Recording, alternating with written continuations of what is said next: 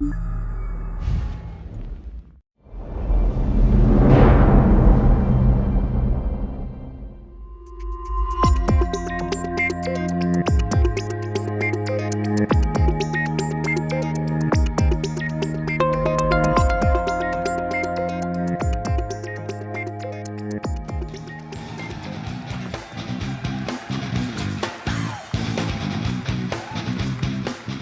afternoon, everybody.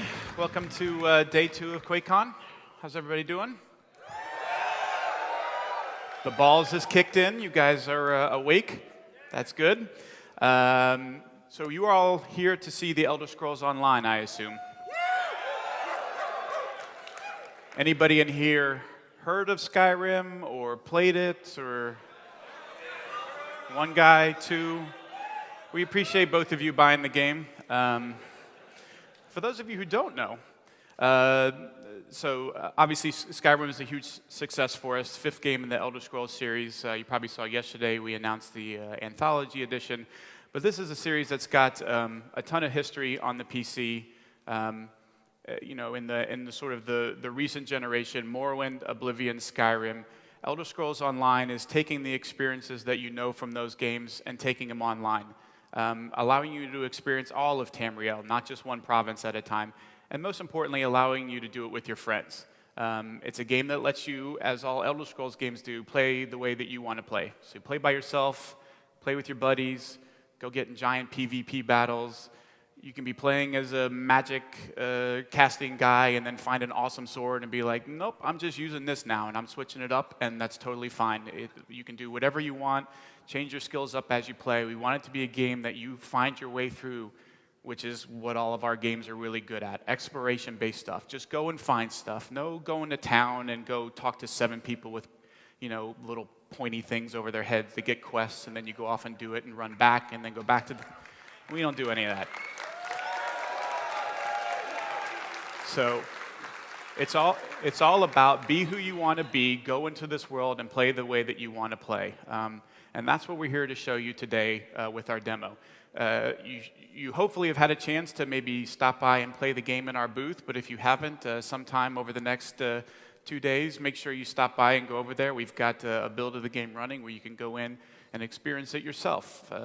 Play the first person with hands and see what it feels like, or play in third person so you can see how cool your character looks like. It's meant to look and feel and play like no other online game that you've played before. Real-time combat system, no watching a cooldown bar, no really heavy on-screen interface. It looks and feels like an Elder Scrolls game, but online. Okay, so enough of my hypey marketing crap. I'm going to turn it over to the folks who have made all of this possible from ZeniMax Online, and they are going to walk you through the first live game demo that we've done. And hello to everybody on Twitch that we are streaming right now for the Elder Scrolls Online. And I'm going to turn it over to Creative Director for the Elder Scrolls Online, Mr. Paul Sage. Paul?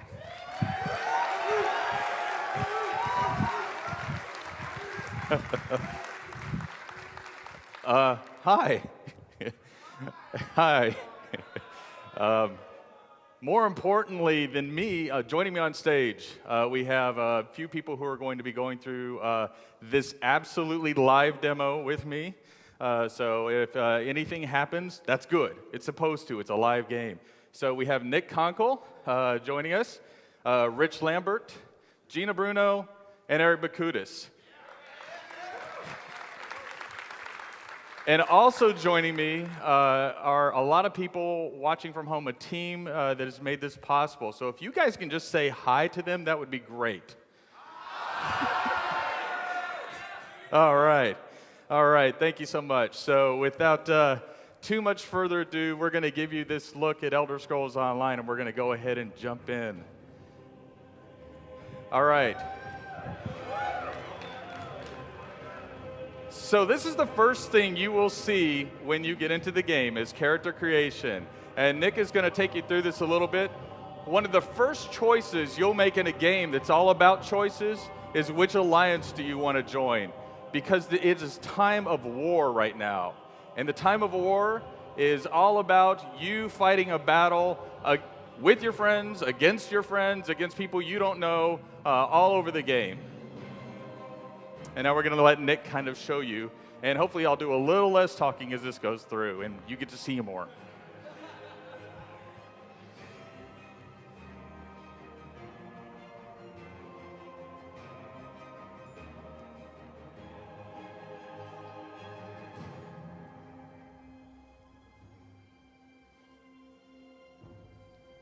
All right. So Nick's going to take a character that's not brand new. We're going to take you into a different area. If you are familiar with the game Morrowind, then you might see some recognizable landscape and features in what we're about to show you. We're about to show you. And it's an area called Deshawn. So were there a lot of people that played Morrowind, I take it?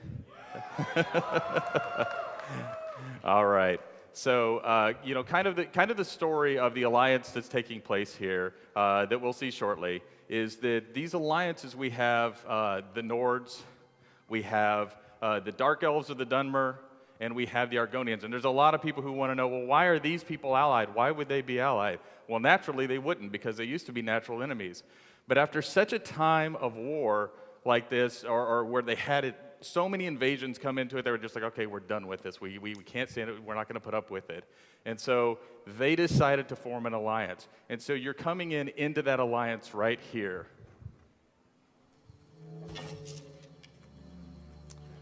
Okay, one of the first things you may notice is that Nick is playing in first-person mode. So really important is to get in that first-person mode.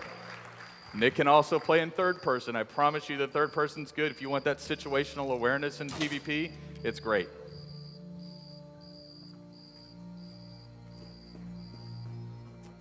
Now you might also notice how smooth Nick's controls seem. Not only is Nick good, but we have mouse look always on. These are controls like, I don't know, has anybody here ever played an FPS? Do you know what that is?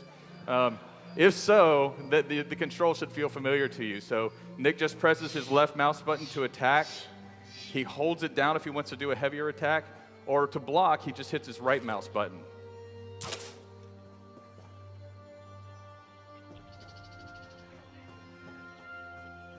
Now, Nick is also looking around the world. If you notice in the top center, Nick has a compass. And that compass gives him what we call points of interest, right? And what that is, if you see that he's looking at a wasteland right now, he can turn around and he can look at different things. We want this to be a game of exploration, a game where you can play any way you want to play. If you see something over in the horizon that you want to go do, you should go do that.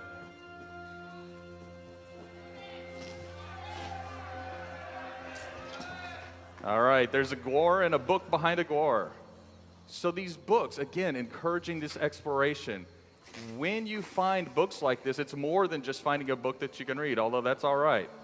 We also have the books reward you for your exploration efforts. So if Nick pulls up his skill screen here, then what I'll show you is that not only do you get the skills that you have as part of your class, but when you join the Mages Guild, the Fighters Guild, or maybe become a vampire or werewolf, you have these entire skill lines available to you that you pick up sort of dynamically. So on the right-hand side, what you're seeing is an entire skill line for the Mages Guild.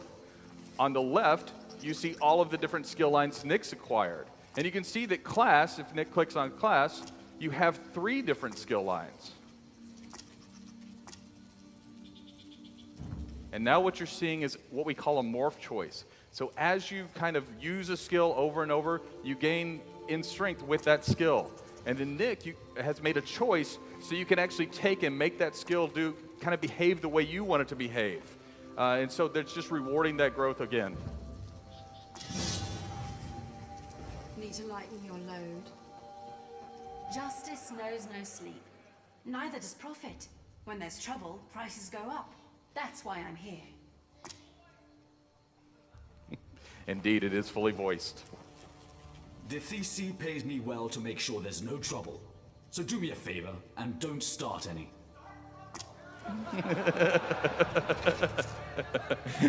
All right, it is indeed time for Nick to start trouble.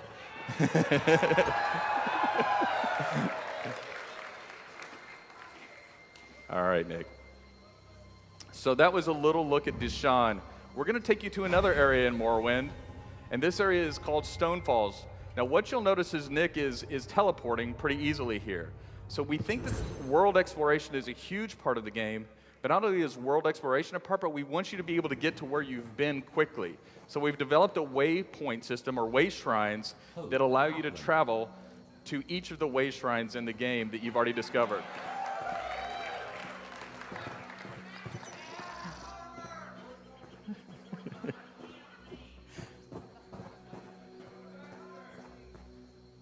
All right, Nick's about to start some trouble. Okay, Nick's pretty high level. Did you notice that Nick just crouched and he became hidden? So that uses his stamina when he's crouched like that. And he gets a sneak shot in.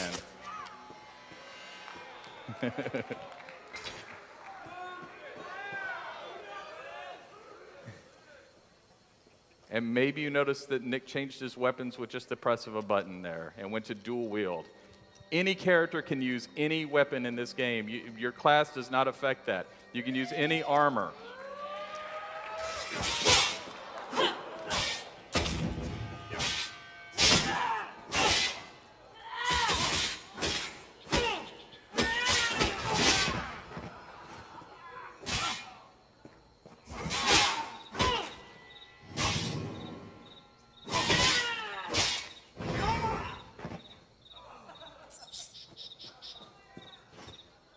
All right. Now let's see if Nick can find anything else new and interesting.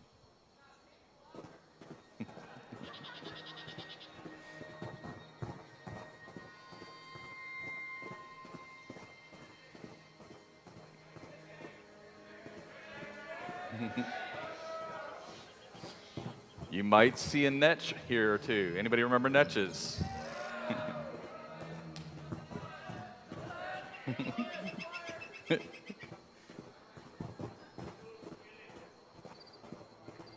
There will be plenty of killing later.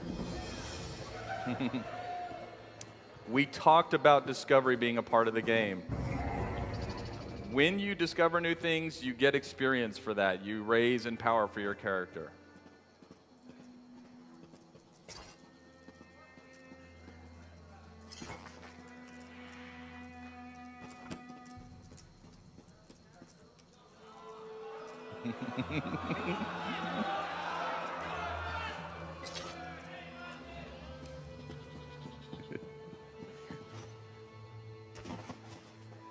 Nick's being restrained today.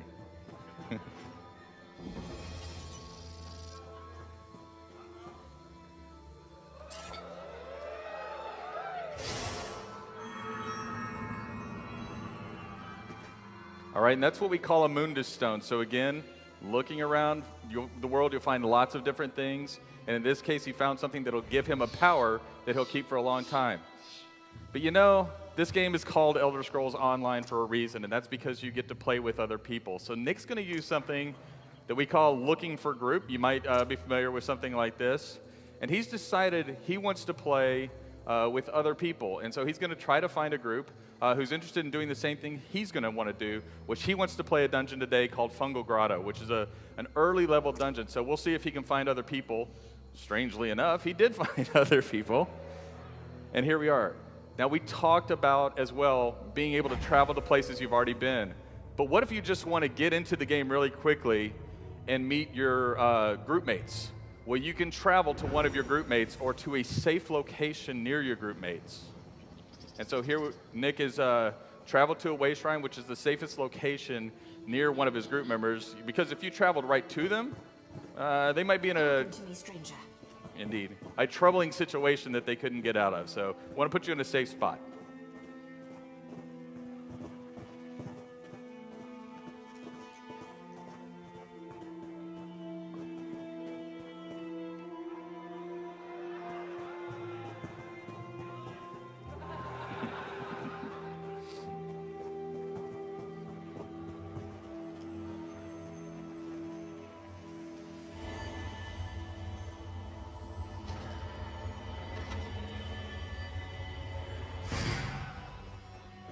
All right, and Nick found a sky shard. If you collect 3 sky shards, you get a skill point. And if you get a skill point, you get to buy a new ability or morph an ability. All right, dungeon time?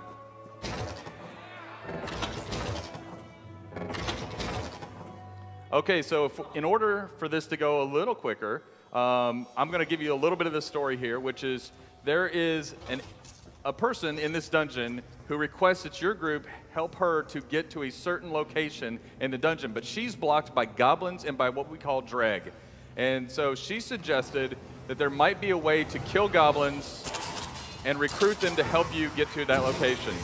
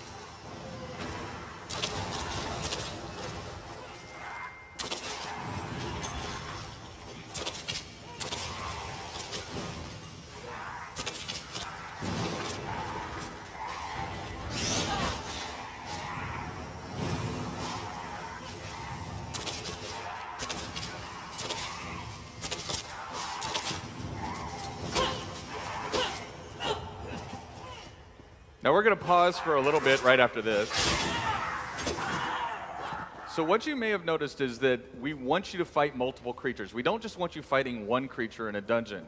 And that's why we've introduced what we call pack behavior, or monsters which will kind of wait in the wings to attack you versus all attacking at once. Now if you play all Leroy Jenkins style, and then you'll have a ton of monsters come in after you. But here you can see that if you control yourselves, you'll have a really good fight that you can manage, and it's a lot of fun to see these monsters come in after you.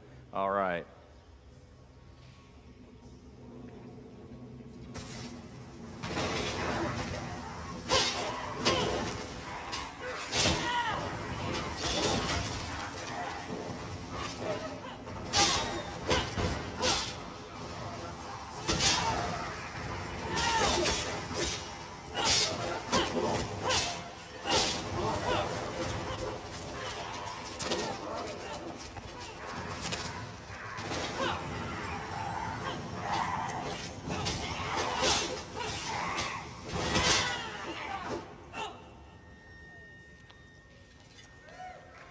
I think the team did all right with that one.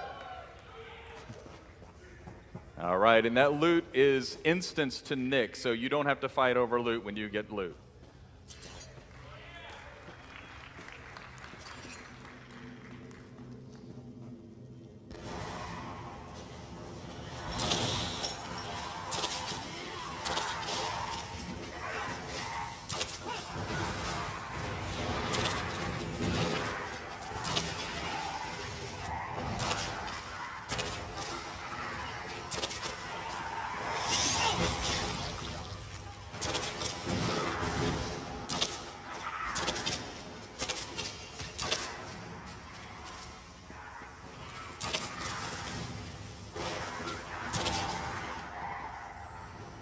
There we go.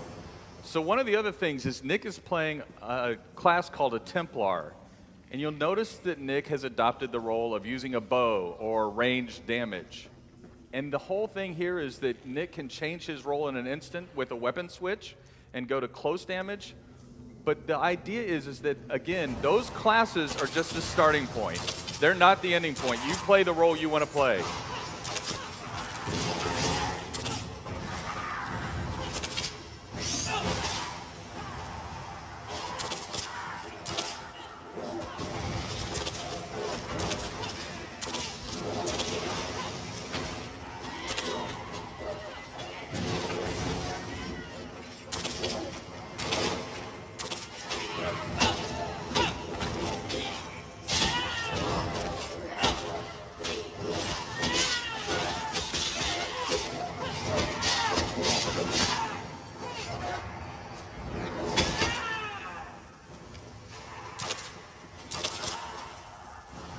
Now what you'll see is we have NPCs that are working together. We have healers in the background healing themselves. So these monsters really work together. If you see blue oil get spilled on the ground, that's an NPC spilling that blue oil.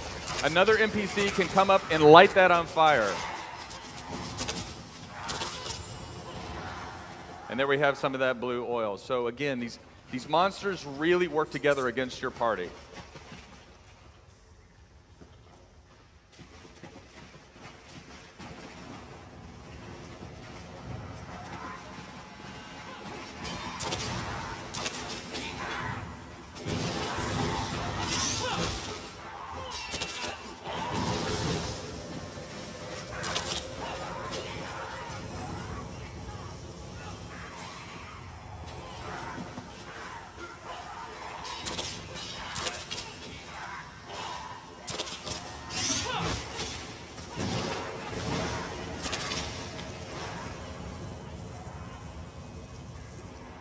Okay, so you saw we have a very clean interface. You'll notice what that monster did to Nick, the Goblin King, is it put an ability on him that Nick had to run away from his teammates, otherwise he would explode, and if he explodes, then it hurts his teammates as much.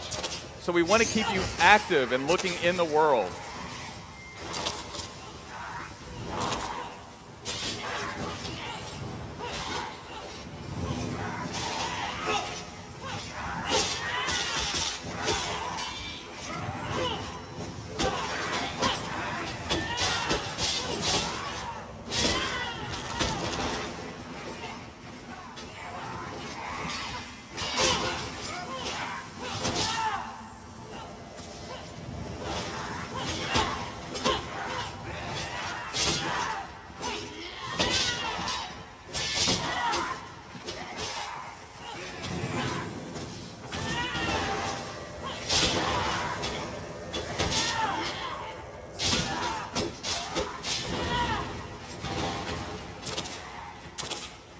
Got a healer down.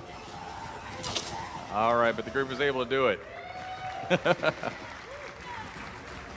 All right, so Plugi, who died, thankfully can come back. And so we have what we call soul gems in the game. And if you know soul gems, with us, this means you can actually resurrect your allies. So you can choose to do it, or if you have a soul gem and you die, you can resurrect on the spot. If you don't have a soul gem, then you can go back to the earlier start of the dungeon. But every time you die, there will be a penalty and your armor will degrade.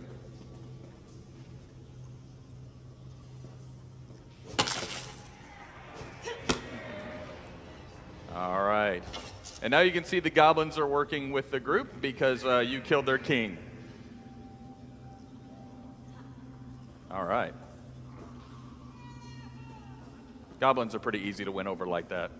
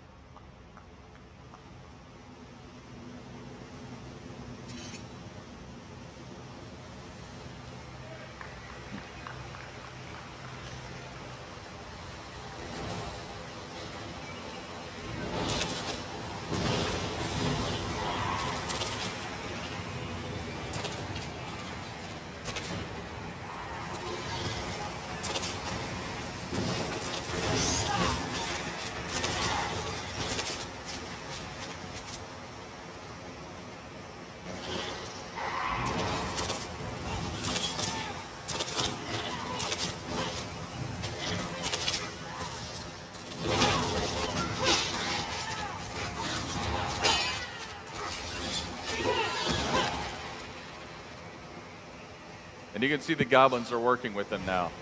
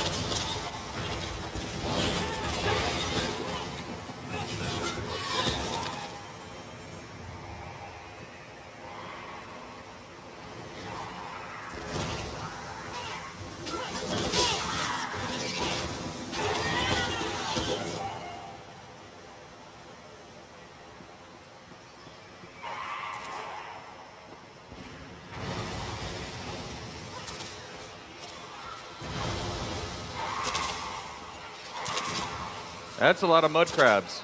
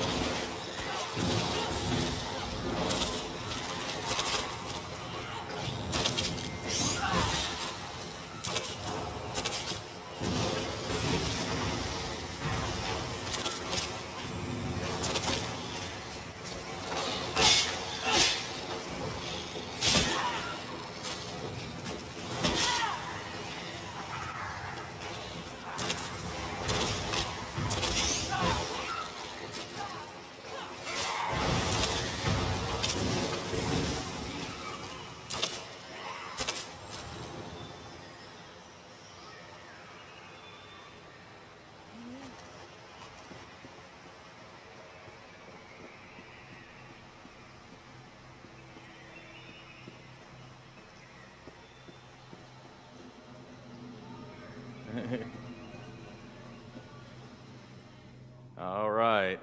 And there we go. And that was just a taste of Elder Scrolls Online.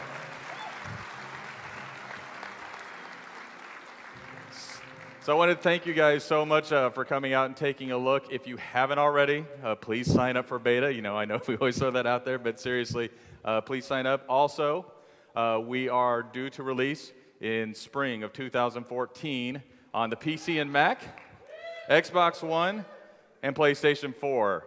And thank you for coming out to see this next in the saga of Elder Scrolls and follow up to Skyrim. Thank you guys so much.